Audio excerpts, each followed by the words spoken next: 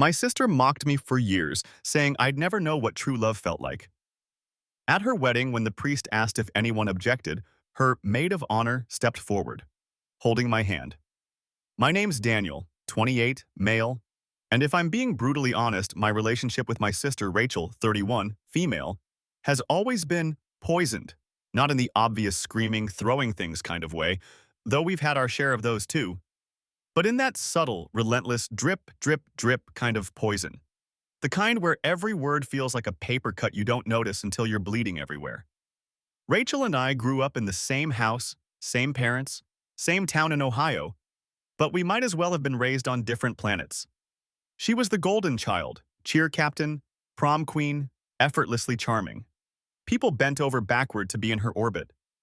Meanwhile, I was the awkward one. Too quiet, too into sketching and music, not enough into whatever flavor of the month trend she was chasing. Our parents didn't even hide their bias. "Why can't you be more like Rachel?" was practically the family motto. She knew it too, and she weaponized it, especially when it came to relationships. I was late to dating, first real girlfriend in college, and even that crashed hard. Rachel never let me live it down. "You wouldn't know love if it bit you," she'd sneer at family dinners, usually after a few glasses of wine. Or, "Some people just aren't built for it.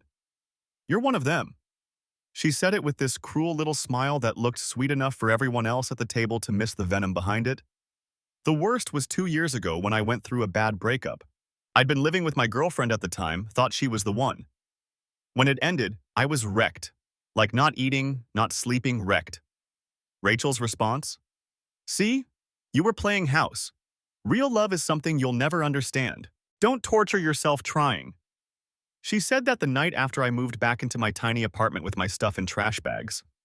I don't think I'll ever forget the sound of her laugh in that moment. Fast forward to now. Rachel's wedding. To Eric, 33, male. Picture a guy who looks like he belongs in a men's cologne ad. I don't hate him, honestly. If anything, I always wondered how someone like him tolerated Rachel's barbed tongue. Maybe he never saw it the way I did. Maybe love really did blind him. And me? Somehow, I was still there. Still the dutiful brother, still showing up, smiling, doing my role. I was even her maid of honor's partner in all the prep. Charlotte, 29, female, her best friend since high school. And yeah, Charlotte. That's a whole storm of feelings I'll get into later. But on the morning of Rachel's wedding, I stood in the mirror tying my tie with shaking hands, hearing her voice in my head like a curse. "You'll never know what true love feels like." And for the first time in years, I felt this dangerous spark in my chest, the sense that maybe she was about to eat those words. The first time I really noticed Charlotte, it wasn't at one of the wedding planning events or anything like that. It was years ago when Rachel brought her home from college for Thanksgiving.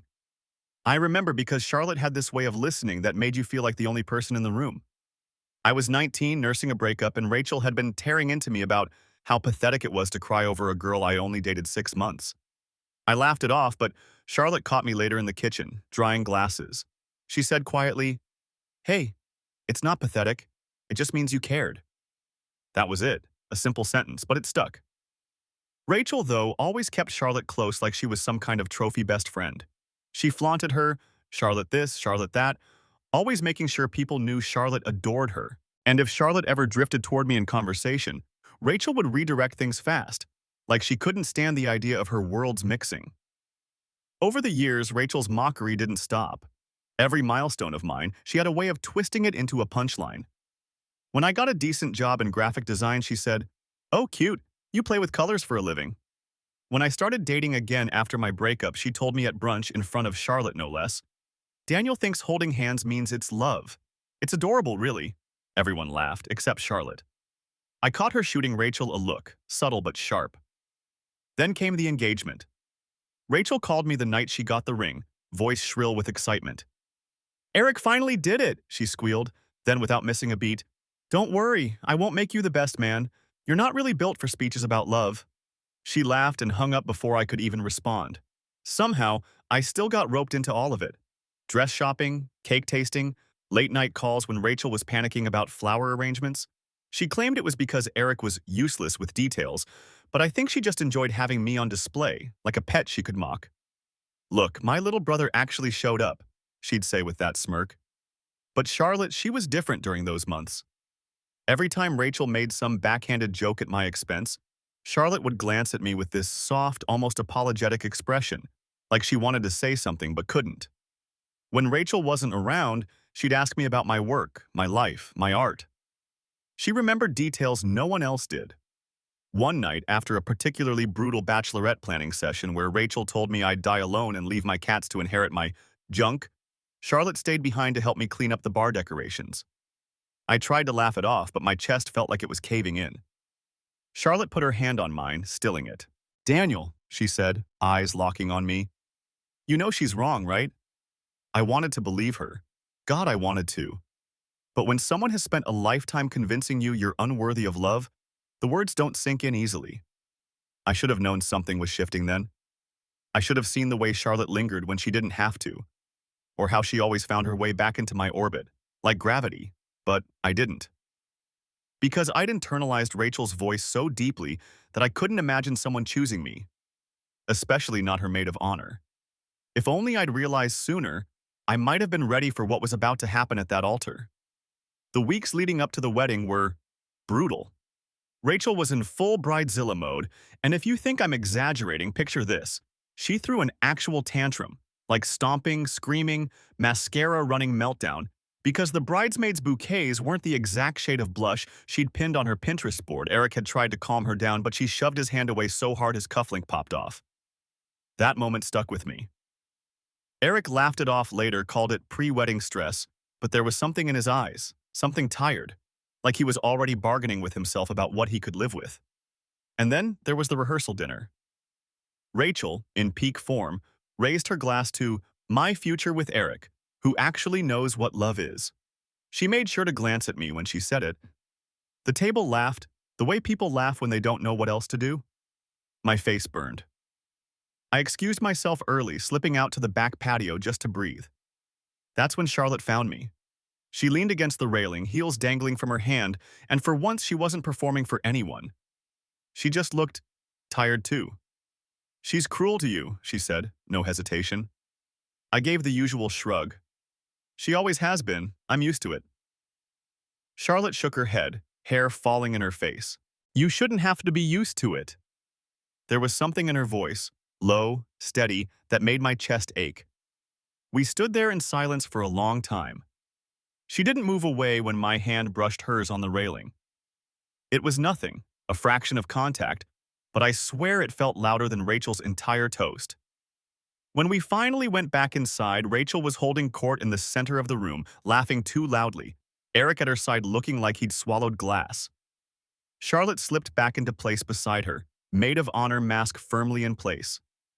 But as she walked past me, she gave me this look, quick, almost imperceptible, that said, "I see you. I always have." I couldn't sleep that night. I kept replaying everything. Rachel's toast, Eric's hollow smile, Charlotte's hand on the railing next to mine. For the first time, the edges of Rachel's narrative, that I'd never know love, started to fray in my head. The morning of the wedding, my stomach was in knots. Rachel was in her suite screaming at the hairstylist, Eric was pacing the hallway, and I was trying not to throw up in a too-tight tux. I caught a glimpse of Charlotte before the ceremony. She adjusted my tie, her fingers lingering a second too long, and whispered, "Just breathe." But breathing was impossible, because deep down, I felt it.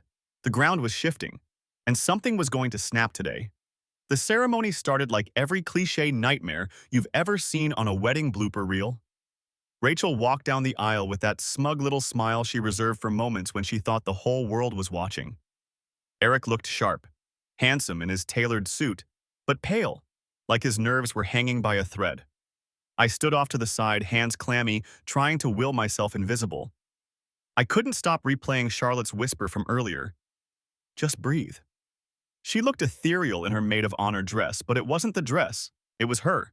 Calm, steady, like she was the only real thing in the room full of flowers and fake smiles.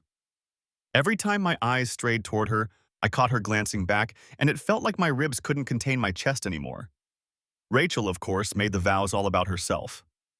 "I promise to always inspire us to dream bigger," she said, flipping her hair like she was auditioning for a perfume commercial. Eric repeated his lines, voice trembling, but he didn't look at her. He kept staring at the floor, then at me, then back at Charlotte, like a man silently screaming behind his own teeth. And then came that moment. The priest asked, clear and solemn, "If anyone here has reason why these two should not be joined in marriage, speak now or forever hold your peace." Time froze.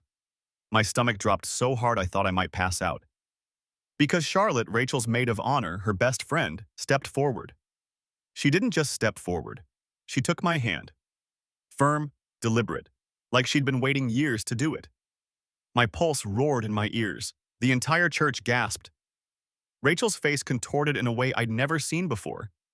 It wasn't just anger, it was betrayal, horror, humiliation, all twisted into one. "Charlotte," she hissed, her voice carrying down the aisle like a whip. "What the hell are you doing?" Charlotte didn't flinch. She looked at Rachel dead in the eye and said, "I can't let you marry him. Not when you've been lying to him. Not when you've been lying to everyone." Gasps rippled through the pews. Eric's head snapped up, color draining from his face. Rachel shrieked, actually shrieked, "You're insane! You're ruining everything!" She lunged forward, grabbing at Charlotte's arm like she could physically drag the words back into her throat. The groomsmen rushed in, people stood, the whole place dissolved into chaos. But Charlotte held on to me, fingers laced tight, and I swear in that moment for the first time in my life, I felt what Rachel always swore I never would, something real. The ceremony didn't just unravel, it imploded. Rachel was screaming, Eric looked ready to vomit, and I stood frozen, hand locked with Charlotte's, the world spinning out. And that was just the beginning. Update, wow. I didn't expect this post to blow up like it did. Honestly, I almost didn't come back because the last 48 hours have been insane. But a lot of you asked what happened after Charlotte took my hand at the altar, and I guess I owe it to myself to get it out. First, to the people DMing me stuff like, "Bro, you stole your sister's best friend." I didn't steal anyone. If anything, Rachel's been stealing my peace of mind since I was old enough to understand words. Charlotte made her own choice, in front of everyone. And no, this wasn't some plot we cooked up. I didn't even know she was going to stand up until I felt her hand in mine. I was as shocked as anyone. Second, to the handful of people saying, "This must be fake," I wish it was. I wish I wasn't still hearing Rachel's screams in my head. She went nuclear. I'm talking full meltdown. Screaming at Charlotte, throwing her bouquet at me, then grabbing a glass of champagne off a guest table and hurling it at the wall. Glass everywhere. Guests scrambling out. My mom crying.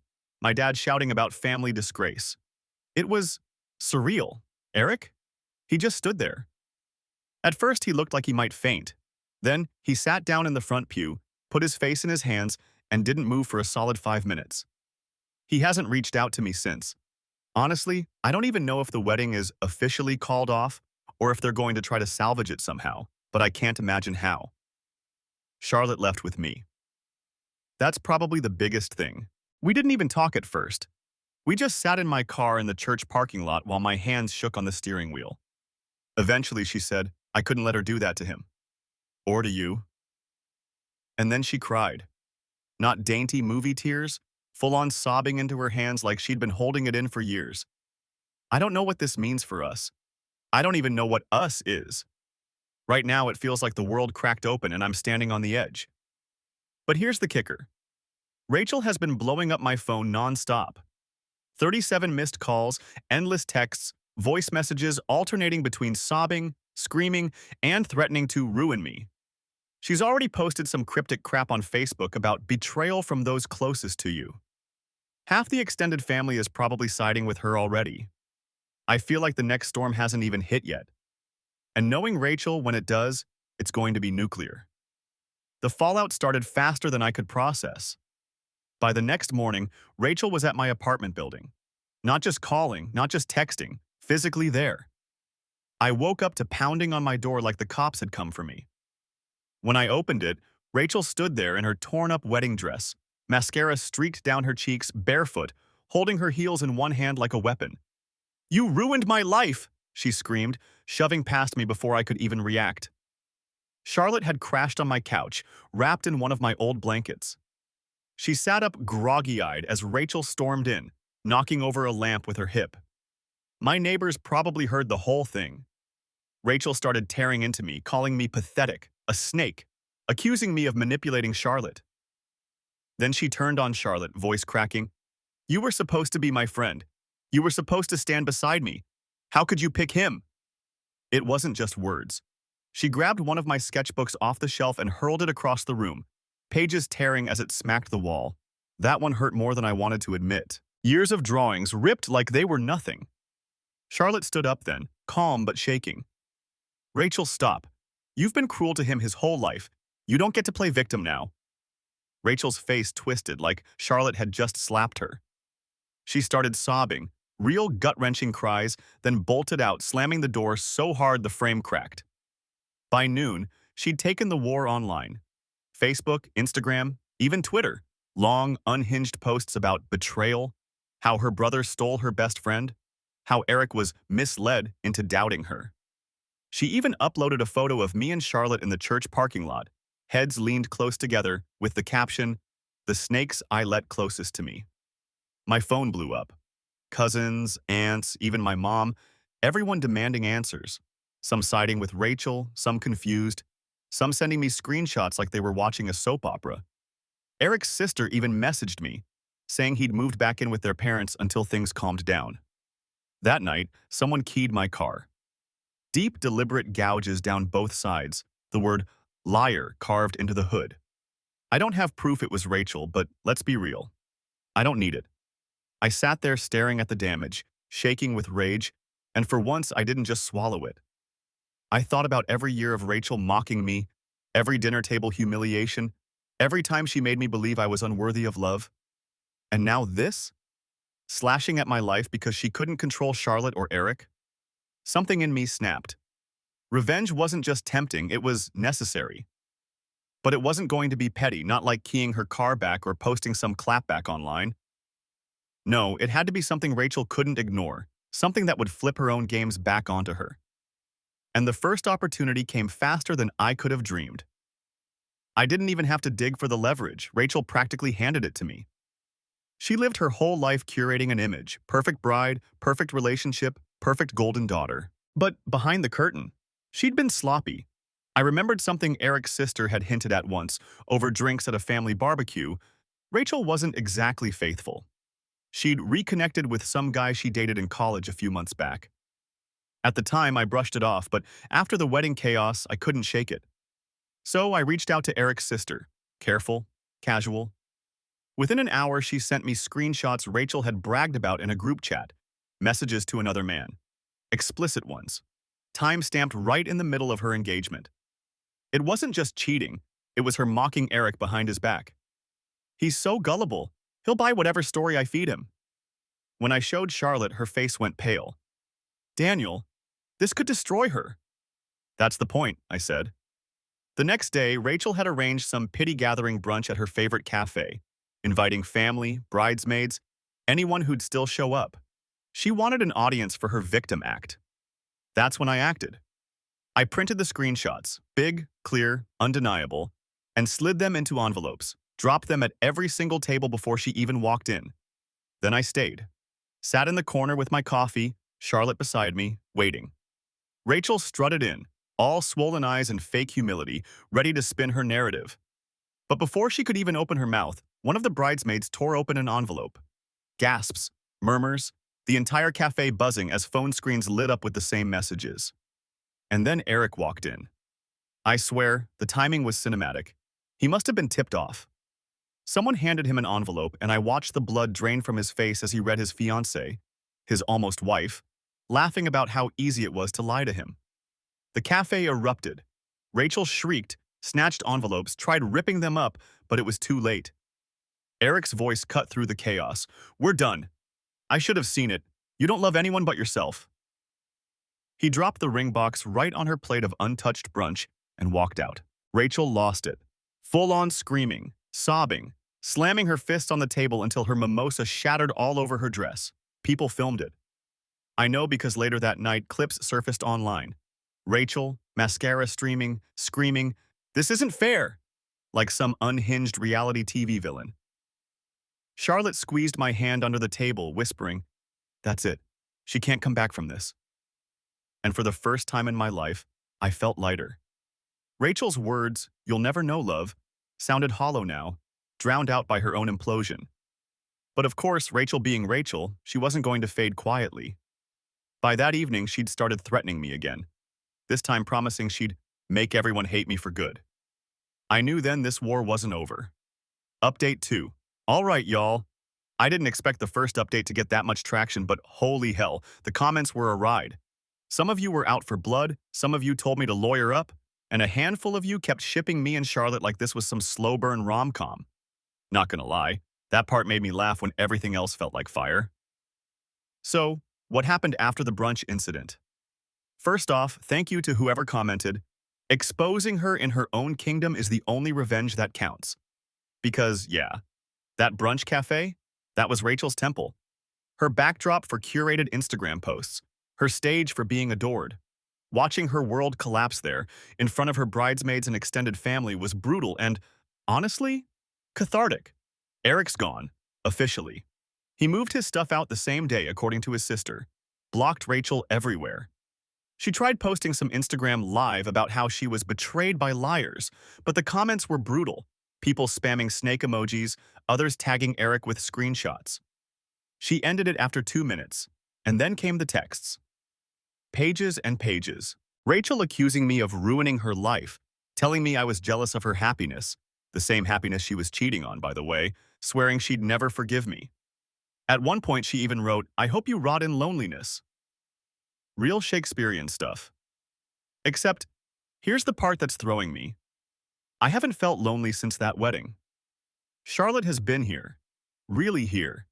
She stayed with me the past few nights, helping me pick up the pieces after Rachel vandalized my car and turned half the family against me. We've talked more in the last 72 hours than we did in years of hovering around each other. Last night, she said, "I should have spoken up sooner. You didn't deserve any of what she did to you."